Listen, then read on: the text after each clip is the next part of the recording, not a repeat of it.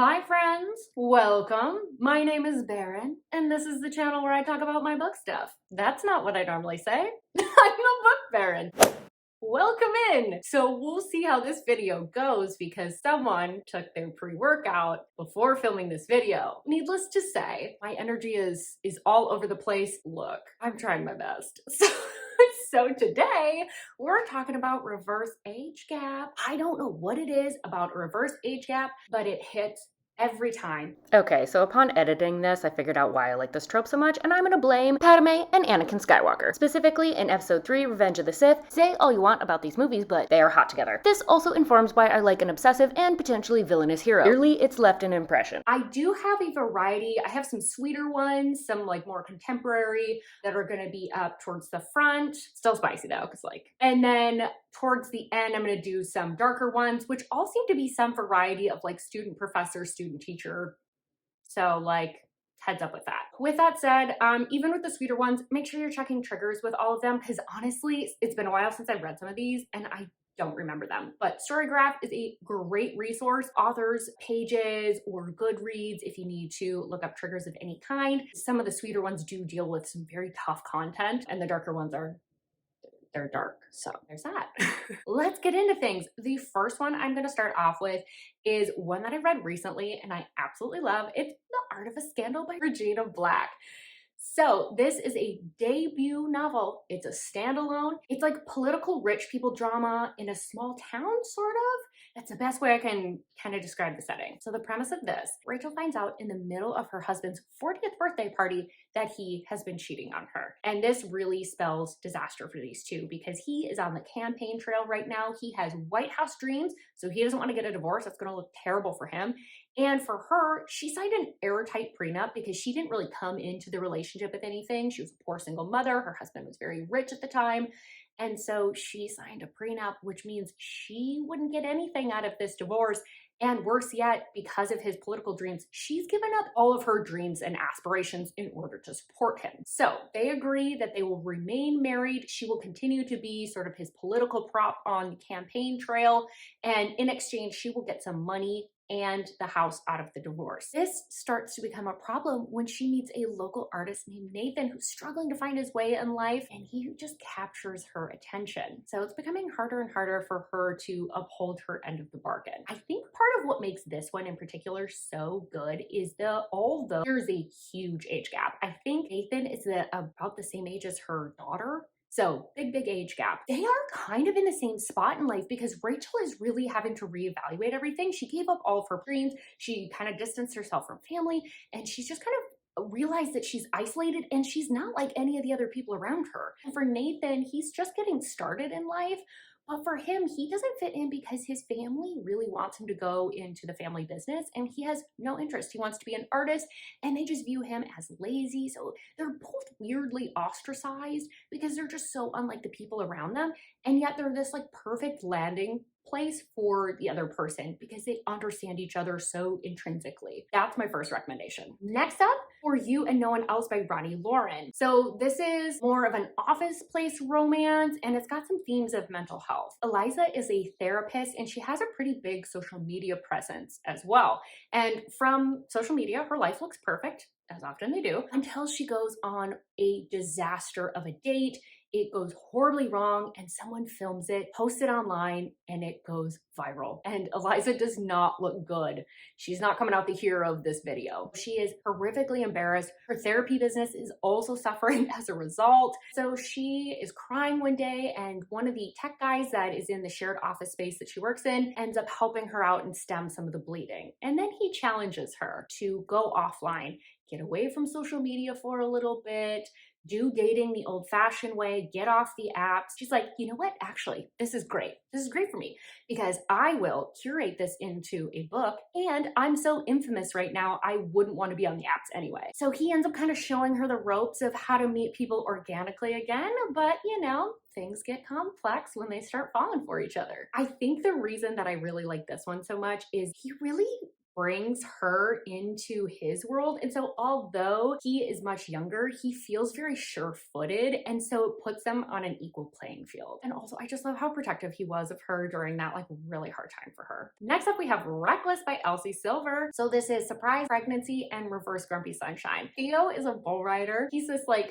flirty, happy-go-lucky ladies man type. He's got golden retriever energy. And Winter is known for being a little bit of an ice queen. She keeps people at a distance, but really she's just kind of had a rough life and she's really just misunderstood by the people around her. She is in the middle of a nasty, nasty divorce and just wants to feel desired. So her and Theo end up having a one-night stand. The plan is to never speak of it again. Those are the rules, except Winter gets pregnant. So all of that kind of goes out the window. This one I think is so spectacular because their banter is so good. Winter is kind of a one-liner, snarky, sarcastic. Theo is just like jokester, prankster, goofy guy. And I think that just gives like a fun dynamic to these two, especially because of that reverse grumpy sunshine. I just love that Theo really just loves her where she's at. She doesn't need to change. She doesn't need to be like quote unquote nicer or more sunshiny. He loves her as the ice queen. And I just think that's really beautiful. And he has a thing or two to teach her about advocating for herself. Next up, I have a book that I own a physical copy of, and that is Part of Your World by Abby Jimenez. The main trope here, besides reverse age gap, is like small town guy, big city girl. So Alexis is an ER doctor and she's sort of like medical royalty. Her family started practice up in the Twin Cities and she's expected to take on bigger and bigger roles in that organization. She, after a wedding, ends up stranded in a small town outside of Rochester, Minnesota. So Daniel is the jack of all trades in this town. He ends up helping her out and getting her car unstuck. They run into each other and some shenanigans ensue at the bar later.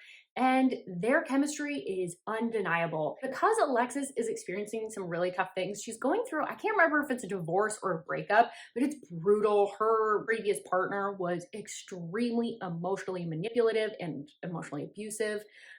So fair warning for that. But she keeps escaping back to the small town and back to Daniel because she just needs a break from it all and trying to figure out how these two are going to make it work because they are from such different worlds and their jobs make it so they need to live and work and be in the places that they are currently. I think this is like a rom-com for non-rom-com people because there is some more emotional depth and heaviness to this because of what Alexis is going through with her family and the pressures with that, to keep up appearances, and with her husband. And also the small town is not overly goofy. Like, yeah, it's a little quirky, but it's not so over the top that it really goes into like corny territory. And I think too, with these two, from the outside, I think people around them would say that they really have their stuff together, but realistically, these two are really just struggling with where they're at in life, and I think that's why they work so well together, is because they're both secretly messes, and nobody else around them really seems to understand. Next up, we have The Pool Boy. This is sort of a taboo rock star romance. So Erica is a music producer, and she recently got divorced from her husband after catching him cheating. So she is trying to live life how she wants to nowadays. She's got the car, she's got the new boobs, and she decides that she's gonna treat herself one day. She gets off early. She is gonna sunbathe topless by the pool, get rid of those tan lines. That is when she is caught by her best friend's son and her pool boy, who has been obsessed with her for years. But their worlds really collide when Erica finds out that Troy wants to get into the music industry, and she's a music producer, so this is perfect. He becomes her new project. The reason that this one works so well, I think, is because they really have a common goal in working on Troy's career and common interests with music. And so it does feel like they have a lot in common because of that. And I just love that Troy was like, she was my fantasy, the woman I always wanted, and now I get to have her. Are you kidding me? Like, there's something very sexy about that. All right, now we're gonna start tiptoeing into some darker stuff. So like I said up top, a lot of these tend to be some version of student teacher. I tried to arrange these from lightest to darkest so you kind of have an idea of like how dark they are, but this is probably the only one that I would consider on the lighter side of dark. And that is Lessons in Blackmail by Katie Robichaud. This is dark because it's taboo and BDSM, and like I said, this one's student teacher. So this is about Nathaniel, whose family started a private, very rich high school, and that's where Evelyn works as a librarian. She's fresh out of college. This is her dream job, and she has the misfortune of having Nathaniel in her study hall, and he picks and prods. He will just do anything to make her squirm. And he can get away with it because his family literally owns the school. He's obsessed with her. So he decides that seeing her in school just isn't enough. He needs to see her outside. So he follows her home and finds out a dirty little secret about her and uses this to blackmail her to get what he wants. So this is perfect if you're looking for something short, steamy, sexy. It's taboo, but it's not too bad because the age gap isn't too much and she's not really his teacher. So if you're wanting to kind of tiptoe into that territory without fully committing, I think this is a good one. Next up, I have Burn For Me by Sarah Kate. So this is more of a romantic suspense type of novel, and this is once again student professor.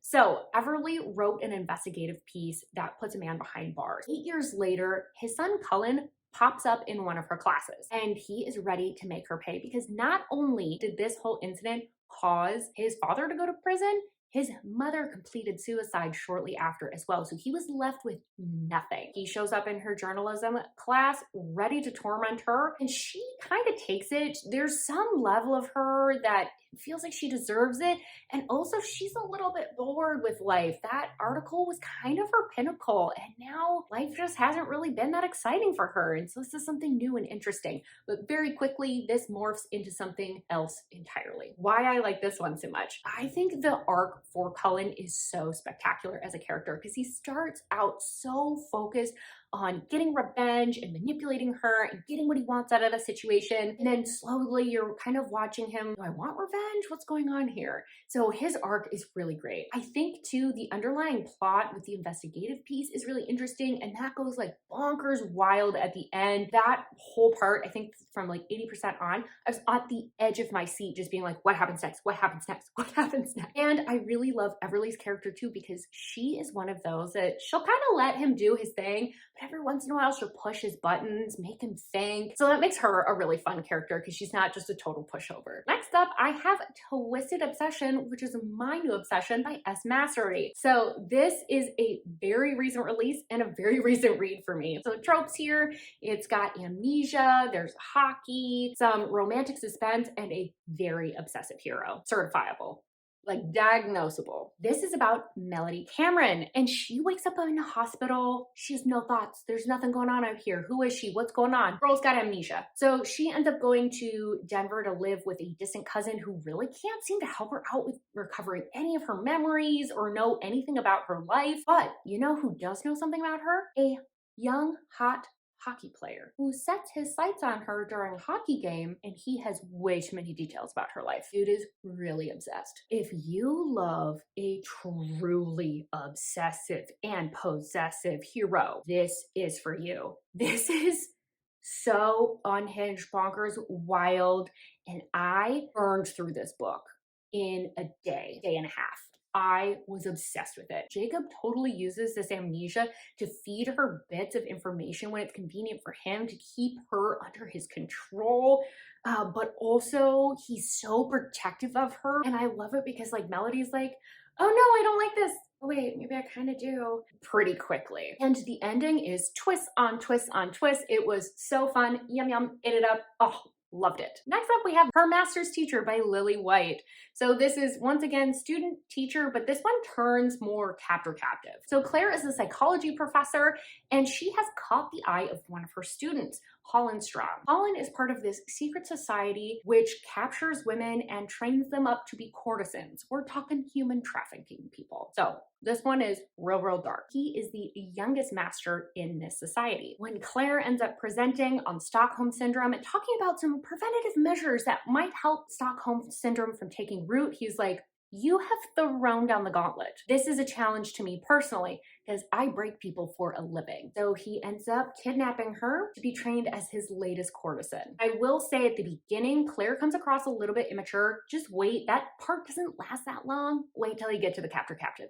section. The thing that is so fun about this one is the perspective of Holland and Claire are so different. Like, you will read one chapter from one person's perspective and then read another chapter from the other person's perspective and be like, oh, we are on two different pages. It makes for such a compelling read. And I think once again, part of what makes this work is the level of obsession this hero has with her heroine. There's just something about that makes this reverse age gap situation work so beautifully. Also, the ending on this, my brain was like leaking out my ears. I was just like, it's so twisted. Those are my reverse age gap recommendations. Let me know if you have any reverse age gap recommendations because clearly I'm obsessed with this trope. Also, let me know if you've read any of these and what you think of them. And don't forget to like this video if you like it, subscribe if you want more content from me, and I hope to see you in my next video. Bye-bye.